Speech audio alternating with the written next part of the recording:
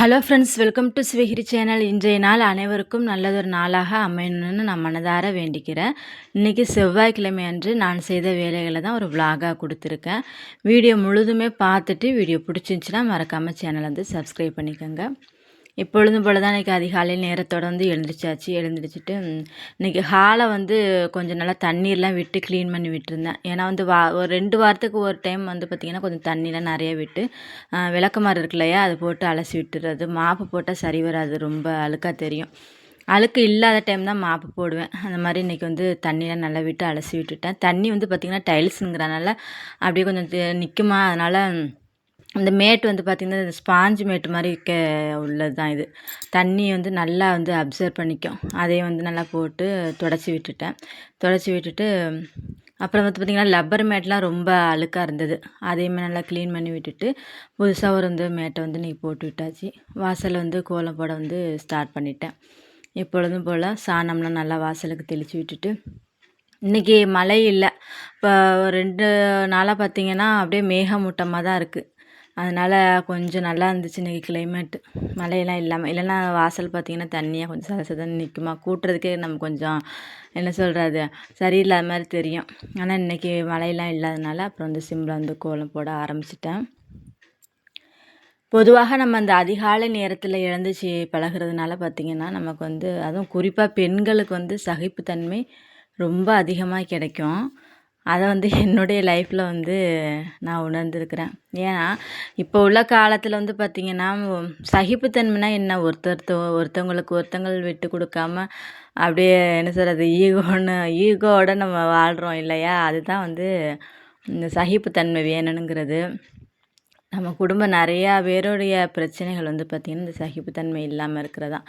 நீங்கள் அதிகாலை நேரத்தில் எழுந்திரிச்சு நம்மளுடைய ரொட்டீன் ஒர்க் அந்த மாதிரி பார்க்கும்பொழுது பார்த்திங்கன்னா ஆட்டோமேட்டிக்கலாக நமக்குள்ளேயே வந்து ஒரு பொறுமை வந்து வர ஆரம்பிச்சிடும். அந்த பொறுமை வந்து பார்த்திங்கன்னா எல்லா ஒரு விஷயத்தையுமே சமாளிக்கக்கூடிய ஒரு பக்குவத்தை வந்து நமக்கு வந்து கொண்டுட்டு வந்து கொடுக்கும். அப்படி தான் நான் வந்து என்னுடைய லைஃப்பில் வந்து நிறைய விஷயங்கள் வந்து இந்த அதிகாலை நேரத்தில் எழுந்திக்கிறது மூலம் வந்து கற்றுருக்குறேன். ரொம்ப கஷ்டமான சூழ்நிலையில் வந்து நமக்கு வந்து அப்படியே மனசு வந்து ரொம்ப பெரிய விஷயத்துலலாம் யோசிக்க தோணாது. இந்த விஷயம் இப்படி தான் அப்படின்னு சொல்லிட்டு நம்ம வந்து அதை வந்து பொறுமையாக கையாளக்கூடிய ஒரு பக்குவத்தை வந்து நமக்கு வந்து இது கொடுக்கும்.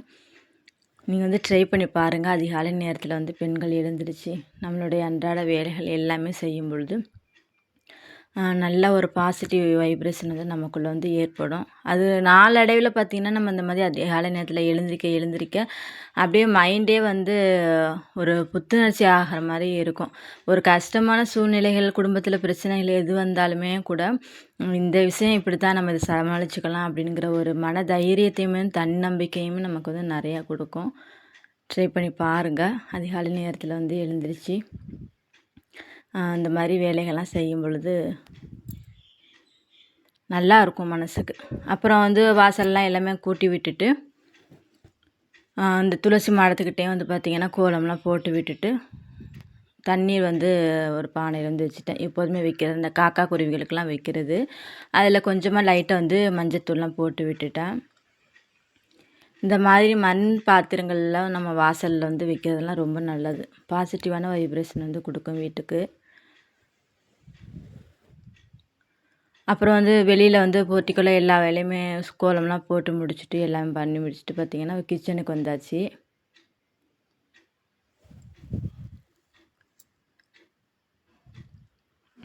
இது வந்து பார்த்திங்கன்னா ஃப்ரிட்ஜ் மேலே வந்து 2 மணி பிளான்ட் செடி வந்து வச்சுருந்தேன். அது வந்து காலை நேரத்தில் நல்ல வெயில் படும் இந்த இடத்துல. அவங்களுக்கும் கொஞ்சம் வந்து தண்ணிலாம் ஊற்றி விட்டாச்சு. அப்புறம் அடுப்பெல்லாம் வந்து நைட்டே கிச்சன்லாம் க்ளீன் பண்ணி விட்டுறது. மஞ்சள் குங்குமம் மட்டும்தான் காலையில் வந்து வைப்பேன். நான் கிச்சன் மேலே உள்ள பொருட்கள் எல்லாமே எடுத்து டைனிங் டேபிள் மேலே வந்து வச்சு விட்டுருவேன் நைட்டுக்கு. அப்புறம் காலையில் நல்லா அந்த டைல்ஸ்லாம் காஞ்ச பிறகு தான் கொண்டுட்டு வந்து வைக்கிறது. அப்புறம் மேட்லாம் வந்து பார்த்திங்கன்னா எல்லாமே க்ளீன் பண்ணி போட்டு வச்சுருந்தேன். அதனால் கீழே என்ன சொல்கிறது, இந்த மிக்ஸி கீழெலாம் வந்து மேட்டு போடுவேன். அப்புறம் வந்து போட முடியல, சும்மாவே வந்து எல்லாத்தையுமே எடுத்து வச்சாச்சு. அப்புறம் அடுப்புக்கெல்லாம் மஞ்சள் குங்குமம்லாம் வச்சு விட்டுட்டு இந்த வெள்ளி செவ்வாய் நாட்களெல்லாம் இந்த மாதிரி நம்ம மஞ்சள் குங்குமம் வச்சு பார்க்கும்பொழுது ஒரு அடுப்பு மங்களகரமாக நிறைந்ததாக வந்து இருக்கும். யார் யாருக்கெல்லாம் அந்த பழக்கம் இருக்குது அப்படின்னு சொல்லிட்டு வந்து கமெண்டில் சொல்லுங்கள். மஞ்சள் குங்குமம்லாம் யார் அடுப்புக்கெலாம் வைப்பீங்க அப்படின்னு சொல்லிட்டு. முன்னாடிலாம் வந்து பார்த்திங்கன்னா விறகடுப்பு தான் அழகாக வந்து சாணம்லாம் போட்டு மெழுகி அதுக்கு மஞ்சள் குங்குமம் வெள்ளி செவ்வாய் நாட்களில் வைப்பாங்க. சில பேரும் பார்த்திங்கன்னா இந்த குடிசைலலாம் வந்து அந்த வெள்ளி செவ்வாய் நாட்களெல்லாம் பார்த்திங்கன்னா அப்படியே புது பொண்ணு மாதிரிக்கே இருப்பாங்க. அடுப்புலாம் நல்லா சாணம்லாம் போட்டு மெழுகி கோலம் போட்டு அந்த மாதிரிலாம் எனக்கு அனுபவம் உண்டு. எங்கள் வீட்டிலலாம் பார்த்திங்கன்னா அந்த குடிசை வீட்டில் 2 அந்த மண் அடுப்பு இருக்குமா. அந்த வெள்ளி செவ்வாய் நாட்களெல்லாம் ரொம்ப ஒரு நல்லா இருக்குமா அந்த அடுப்பை பார்க்குறதுக்கே. அப்புறம் காலையில் வந்து பார்த்திங்கன்னா பூலாம் வந்து எடுத்து கட் பண்ணி வச்சாச்சு. பூஜை அறையில் வந்து சாமி ஃபோட்டோஸுக்கு. அப்புறம் எனக்கு கொஞ்சோண்டு வச்சுக்கிட்டேன். விளக்கு ஏற்றும் பொழுது எப்பொழுதுமே நம்ம வந்து வெறும் தலையோட வந்து இருக்கக்கூடாதுன்னு சொல்லுவாங்க. பூ கொஞ்சமாக வச்சுக்கணும். பெண்கள் வந்து குடும்ப தலைவி பெண்கள் வந்து எப்பொழுதுமே பூ இல்லாமல் விளக்கு வைக்கக்கூடாதுன்னு சொல்லிட்டு சொல்லுவாங்க. ஒரு சின்னதொரு பூவாவது நம்ம செடியில் பூத்துச்சுன்னு வச்சிங்களேன், ஒரு மொட்டாவது எடுத்து தலையில் வந்து வச்சுக்கணும் அப்படிங்கிறது ஒரு ஐதீகம். விளக்கு வைக்கும் பொழுது அப்படி செய்கிறது ரொம்ப நல்லதுன்னு சொல்லுவாங்க. அப்புறம் பூஜை அறைக்கு வந்து தீபம்லாம் ஏற்றி விட்டாச்சு.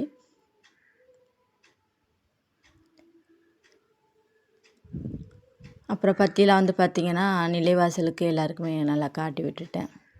இந்த விநாயகர் பெருமான் வந்து பார்த்திங்கன்னா திருப்பதிக்கு அம்மா போயிருந்தாங்க. அப்போ வந்து வாங்கிட்டு வந்து கொடுத்தது தான்.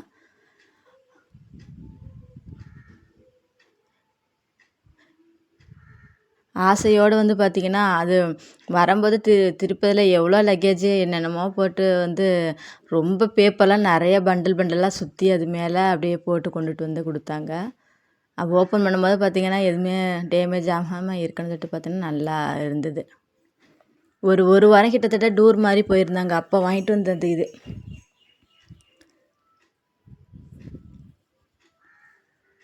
அதன் பிறகு பூஜை அறைக்கெல்லாம் வந்து சாம்பிராணி தூபம்லாம் எல்லாமே காட்டி விட ஆரம்பிச்சிட்டேன்.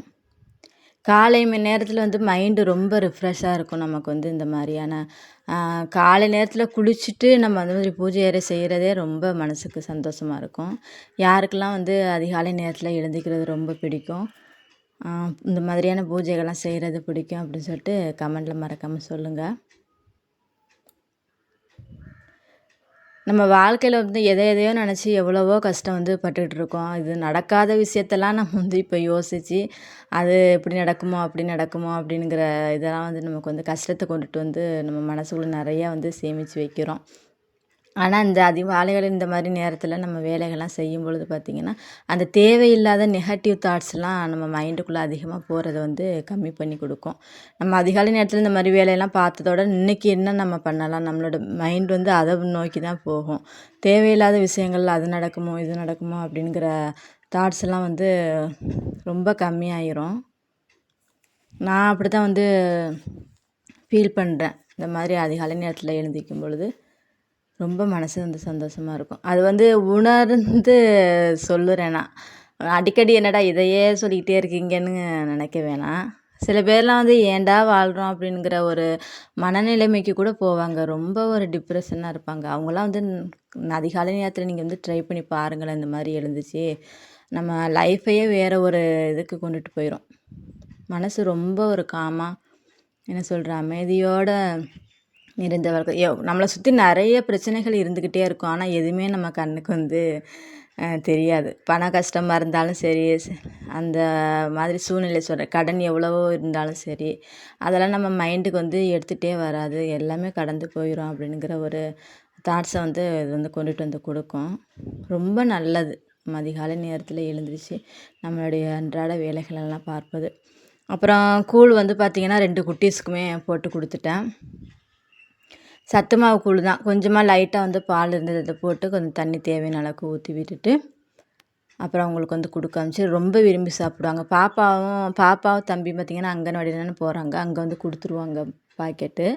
பசங்களுக்காக கொடுக்குறது தான். அது வந்து வேஸ்ட்டு பண்ணாமல் காலையில் பால் போட்டு அதில் வந்து வெல்லம்லாம் கலந்து தான் எல்லாம் இருக்கும். நமக்கு பத்தலைன்னா லைட்டாக வெல்லம் போட்டுக்கலாம். வெல்லம் இல்லைன்னா சீனி போட்டுட்டு நம்ம கொடுத்தோம்னா ரொம்ப டேஸ்ட்டாக இருக்கும். அந்த ஹார்லிக்ஸ் எப்படி குடிப்போம் அந்த மாதிரி இருக்கும் டேஸ்ட்டு பார்த்திங்கன்னா. அப்புறம் 2 குட்டீஸுமே பார்த்திங்கன்னா குளிக்க ஊற்றிட்டுட்டு அவங்களாம் ட்ரெஸ் சேஞ்செலாம் பண்ணி விட்டுட்டு பாப்பாவுக்கும் தம்பிக்கும் நல்லா தலையெல்லாம் சீவி விட்டாச்சு. 2 குட்டீஸுமே வந்து பார்த்திங்கன்னா, சேட்டைக்கு பஞ்சமே இருக்காது. இவங்களுக்காகவே தான் நான் அதிகாலையில் வந்து எழுந்திரிச்சு பழகுறேன்.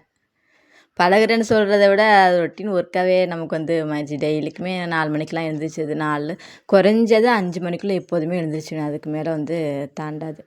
அப்புறம் 2 குழந்தைங்களுக்குமே 2 குட்டீஸுக்குமே தலையெல்லாம் சீவிட்டு அவங்கள ஃப்ரெஷ் அப் ஆக்கி விட்டுட்டு சமையல் வேலையை ஸ்டார்ட் பண்ணியாச்சு. இன்றைக்கி எப்போதும் போல தான் தோசை.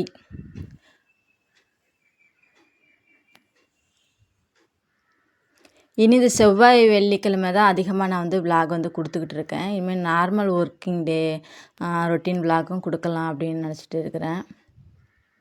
ஏன்னா டெய்லிக்குமே அதே வேலையை உங்களுக்கு வந்து செய்கிற மாதிரி ஒரு ஃபீல் ஆகுது. எனக்கே அப்படி தான் தோணுது.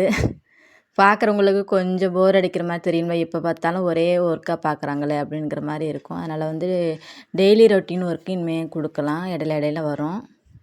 அப்புறம் குட்டீஸ்க்கு வந்து பார்த்திங்கன்னா தோசையெல்லாம் ஊற்றியாச்சு.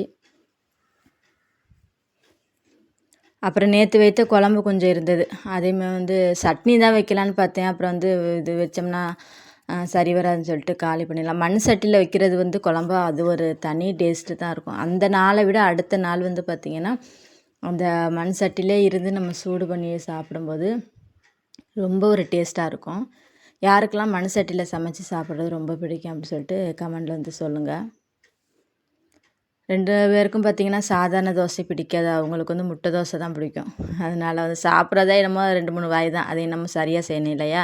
அப்புறம் 2 குட்டீஸுக்குமே முட்டை தோசை ஊற்றி விட்டுட்டு காலை சாப்பாடு வந்து முடிச்சாச்சு. டைம் வந்து பார்த்திங்கன்னா 10 மணிக்கு அவங்க கரெக்டாக வந்து அங்கன்வாடிக்கெல்லாம் போயிடுவாங்க எப்பொழுதுமே.